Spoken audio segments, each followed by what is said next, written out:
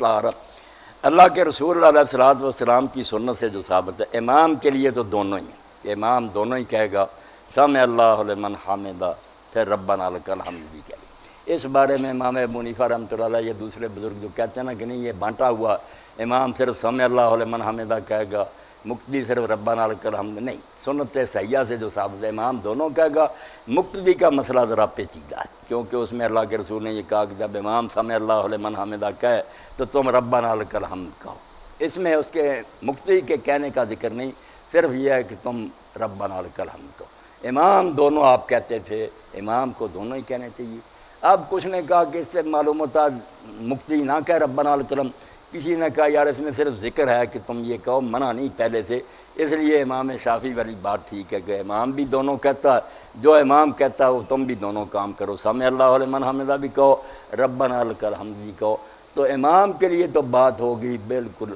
طے کہ وہ سمع اللہ لمن حمدہ بھی کہے گا اور بعد میں ربنا لک الحمد بھی کہے گا۔ مقتدی ان دونوں میں سے جو مرضی کہہ لے، دونوں کہہ لے یا صرف ربنا لک الحمد، یہ اجتہادی مسئلہ، کوئی بات نہیں، دونوں